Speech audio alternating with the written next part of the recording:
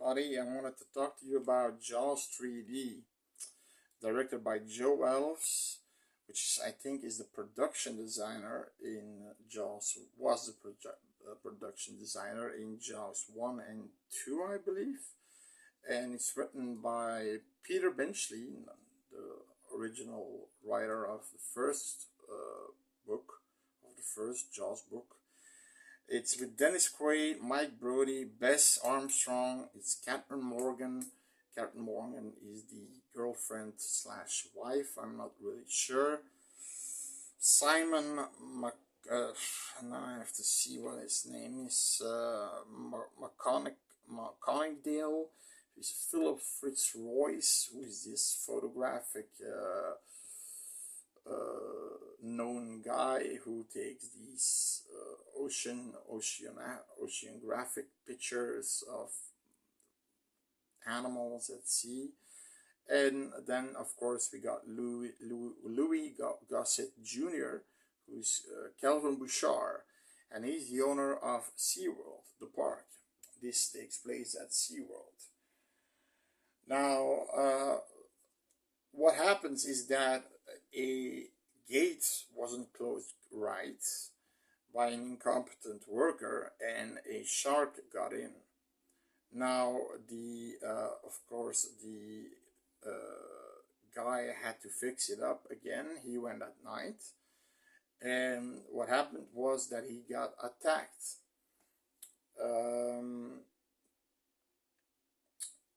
Now they, at some point, they're doing some research in the water and they get attacked by a great white, and the dolphins are roaming free in the water, and they help them get back to their underwater submarine shuttles and get back, back to the plateau to get back on the mainland. And they say there's a great white in their park and they have to get rid of it. Now Fitzroyce is saying you better keep it. It would be the first SeaWorld that has a great white shark alive. And he convinces Calvin Bouchard that it's probably gonna be a big press thing. It's gonna bring in money, and it's right, by the way. No, there's only one aquarium that ever accomplished to keep a great white shark, a juvenile, for 6 months in their aquarium alive, and they put it back at sea after that. So they're really hard to keep alive, apparently, in an aquarium. So yeah, okay, with a lot of going back and forth, they are going to catch it with they are going to use a stun gun to stun it, and they eventually Fitzroyce and Catherine Morgan, because she is more experienced underneath the water, and Dennis Quaid, Mike Brody, he's more a mechanical guy. He's the architect. He's more he knows more of the above the water kind of things. They eventually capture the shark, stun it, and bring it back to a holding pen.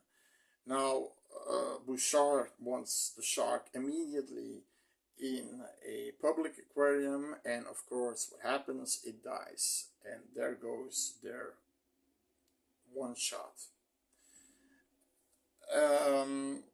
Now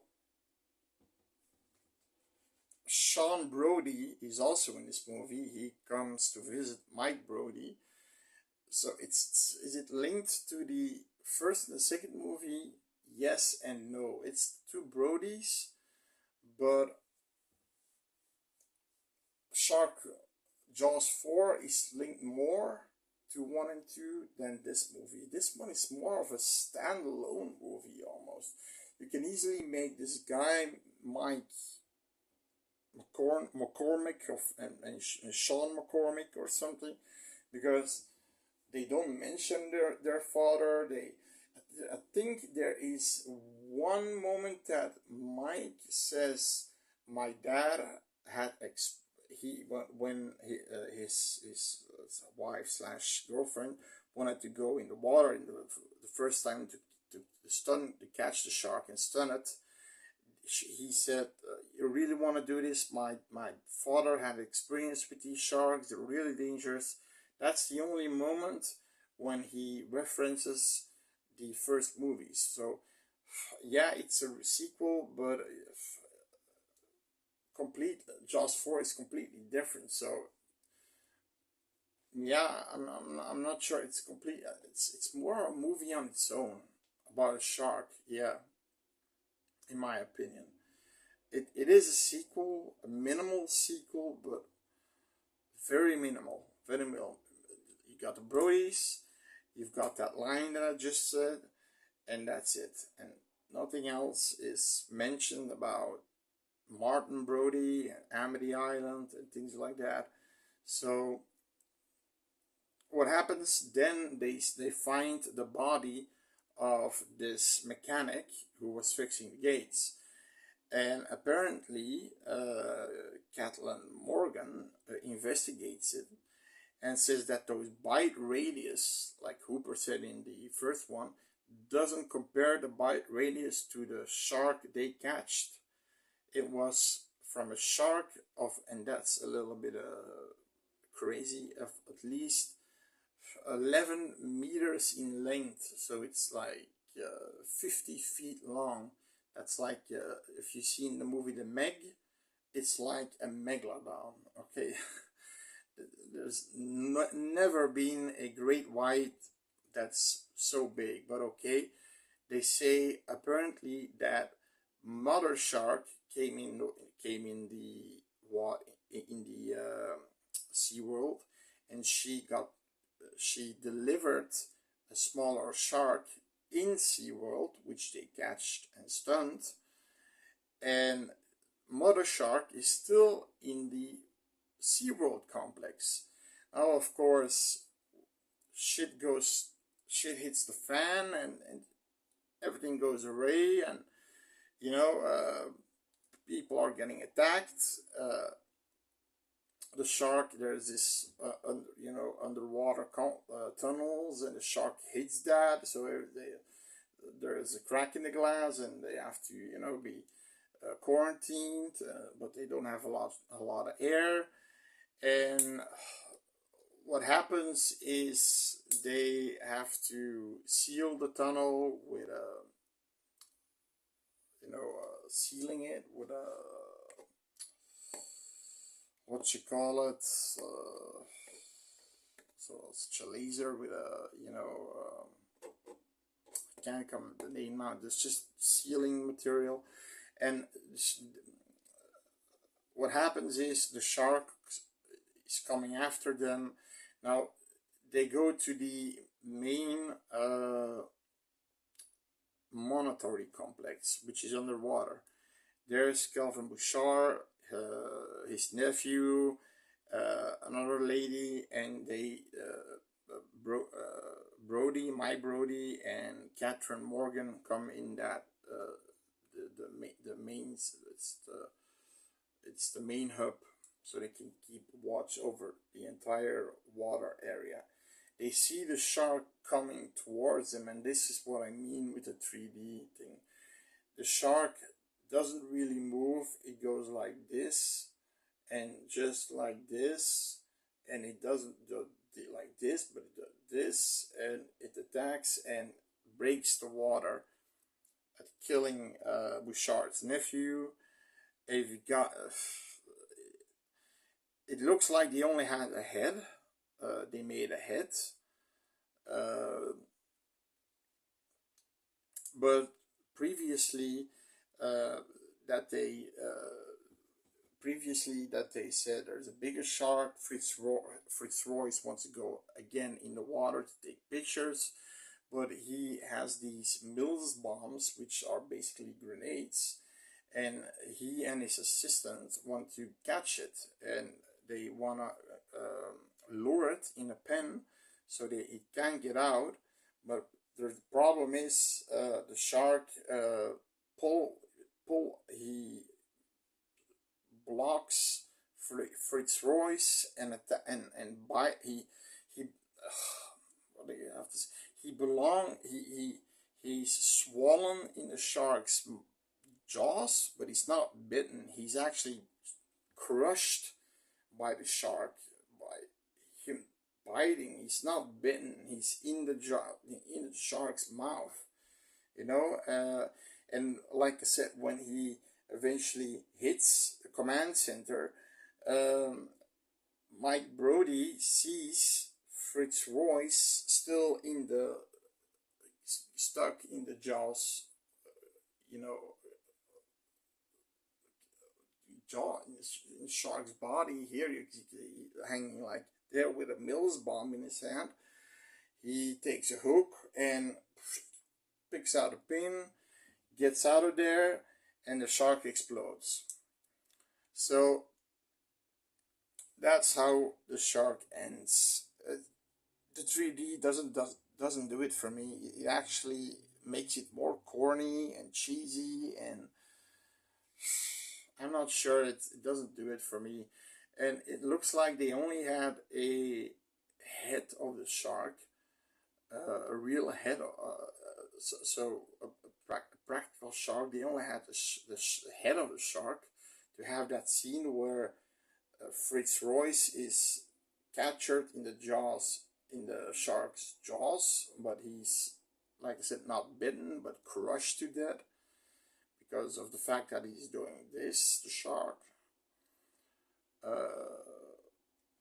But he didn't. He wanted to take a Mills bomb, but he was crushed to death, and it was too late. So, and that's how they see that he has a Mills bomb, and later on, and use a hook to take out the pin, and boom, the shark goes.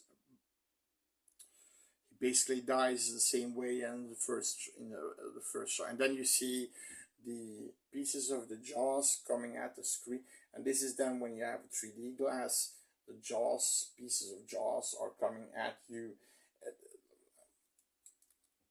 First of all, I don't like 3D. I have glasses on, so I don't like 3D. And for me, 3D takes a lot away from the movie because you're sort of waiting for the 3D to happen, but you're not invested in the story as much. It's distracting. Now, like I said, the special effects in this movie are not so great. What is great though is the acting. I like the acting. Dennis Quaid, Bess Armstrong, Louis Gossett Jr., they're all, even that Fritz Royce dude, they're all great actors. They are believable. I mean, yeah, they're communicating well. You believe that, you know, Mike and Catelyn are a couple, and then Sean Brody arrives, and you see there's a bond between them. So it's pretty well acted, the movie. But like I said, everything on the special effects side, the shark, the 3D, it's not good. It's not good. And that gets the movie down for me a little bit, but it gets up a little bit for being well acted. And like I said, it's more of a standalone movie than a sequel to the second movie, to the first and the second movie. Although there are some references in the fourth one, yeah, Mike Brody is a guy who, you know, works underwater, So, but in this movie, he's a mechanic, so maybe, but his wife isn't anything in the fourth one, anything to do with the ocean. She works on sculptures and things like that. So, I think this is more of a standalone movie that Joe Elves had in mind, and for, like I said, the acting department, the atmosphere of the park was really great. You've got all those, ski water skiers that get on top of each other, and it's great. It's great. It's you get a feeling that you're in a park, and but really scary or threatened or eerie or whatever, or that the movie was intense. No, not at all. Not at all. You didn't. The shark didn't feel as a threat at all. No, it felt as a uh, nuisance more than as a threat. So, but like I said, good standalone movie, great acting, and if you're a fan of shark movies, you definitely should watch this because it's one of the better ones. Uh, and it's a Jaws movie, but like I said, don't expect too much about the sequels. It's more about SeaWorld and Mike Brody and Kathleen Morgan, his wife, his girlfriend, and that's it. So watch it and give me your opinion. Bye bye.